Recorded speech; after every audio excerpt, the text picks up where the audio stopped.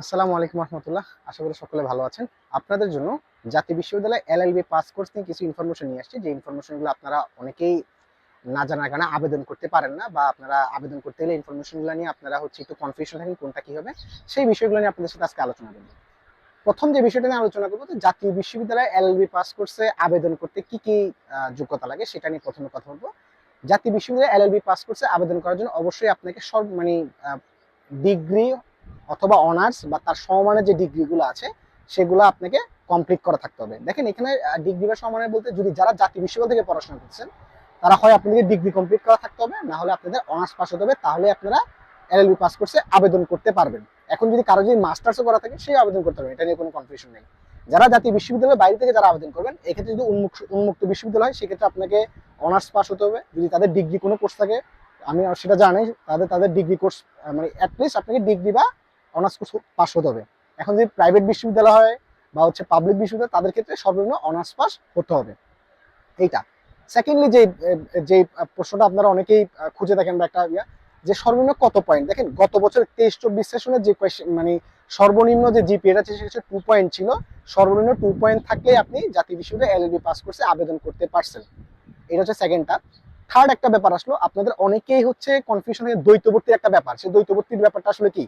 দেখেন জাতীয় বিশ্ববিদ্যালয়ে যারা পড়াশোনা করছেন বা যে কোনো বিশ্ববিদ্যালয়ে যারা পড়াশোনা করছেন, আপনারা চাইলেই কিন্তু এখানে আপনি আপনার বিশ্ববিদ্যালয়ে একটা কোর্স রানিং থাকা অবস্থায়, মনে করেন আপনি অনার্স কমপ্লিট করে ফেলছেন, আপনি মাস্টার্সে ভর্তি আছেন কোনো জায়গায়, সেখানে মাস্টার্সে ভর্তি থাকা অবস্থায় কিন্তু আপনি এখানে জাতীয় বিশ্ববিদ্যালয় এলএলবি পাস কোর্সে ভর্তি হতে পারবেন না। এটা হচ্ছে দ্বৈতবর্তী, দুই জায়গায় আপনি ভর্তি থাকতে পারবেন না।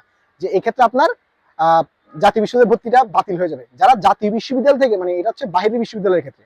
আর যারা জাতীয় বিশ্ববিদ্যালয়ের স্টুডেন্ট, আপনারা মনে করেন এই মুহূর্তে কেউ এমবিএ করতেছেন বা কেউ মাস্টার্স করতেছেন অন্য একটা সাবজেক্টে, তার পাশাপাশি আপনি যে জাতীয় বিশ্ববিদ্যালয়ে এলএলবি পাস কোর্সে ভর্তি হয়েছেন, তাহলে আপনার এই ক্ষেত্রে দুইটা ভর্তি বাতিল হয়ে যাবে। সো এই ব্যাপারে আপনাকে একটু কনসাস থাকতে হবে। আরেকটা ব্যাপার হলো, যারা অনেকে মাইগ্রেশন সার্টিফিকেট এইটা সম্বন্ধে বুঝে না। মাইগ্রেশন সার্টিফিকেটটা আসলে কি, বা মাইগ্রেশন সার্টিফিকেটটা কাদের জন্য? দেখেন, যারা জাতীয় বিশ্ববিদ্যালয়ের বাহির থেকে যারা আবেদন করতে আসবেন তাদের জন্য শুধু মাইগ্রেশন সার্টিফিকেট লাগবে। জাতীয় বিশ্ববিদ্যালয়ে যারা স্টুডেন্ট আছেন তাদের কেন মাইগ্রেশন সার্টিফিকেট লাগবে না, তাদেরকে আগে এই ব্যাপারে একটু বলি।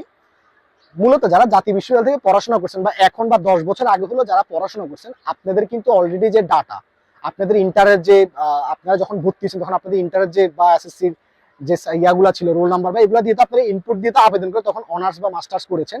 এখন কমপ্লিট করে এখন আপনারা যখন জাতীয় বিশ্ববিদ্যালয়ে ভর্তি হচ্ছেন, আপনাদের ডাটাবেসগুলো কিন্তু অলরেডি জাতীয় বিশ্ববিদ্যালয়ের ওয়েবসাইটে বা তাদের ডাটাবেজে আছে। এই ক্ষেত্রে আপনাদের নতুন করে মাইগ্রেশন সার্টিফিকেট নেওয়ার দরকার হয় না।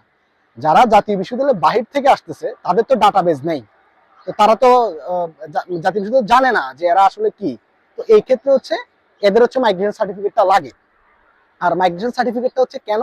মাইগ্রেশন সার্টিফিকেটটা আপনার যে আপনি যে অন্য জাতীয় বিশ্ববিদ্যালয়ের বাইরে থেকে যারা আসবেন, তারা যে শিক্ষা প্রতিষ্ঠান থেকে পড়াশোনা করছেন বা যে প্রতিষ্ঠান থেকে পড়াশোনা করছেন, সেই প্রতিষ্ঠানে কি এই মুহূর্তে কোনো কোর্সে বা মাস্টার্স বা কোনো প্রফেশনাল কোর্স বা কোনো কোর্সে এই মুহূর্তে আপনারা ওখানে ভর্তি আছেন কিনা সেটা যাচাই বাছাই করার জন্য মাইগ্রেশন সার্টিফিকেটটা মূলত এক প্রকারের একটা প্রত্যয়নপত্র, যেখানে আপনার প্রতিষ্ঠান থেকে বলা হবে যে আপনি সেই প্রতিষ্ঠানে এই মুহূর্তে কোনো কোর্সে ভর্তি নেই।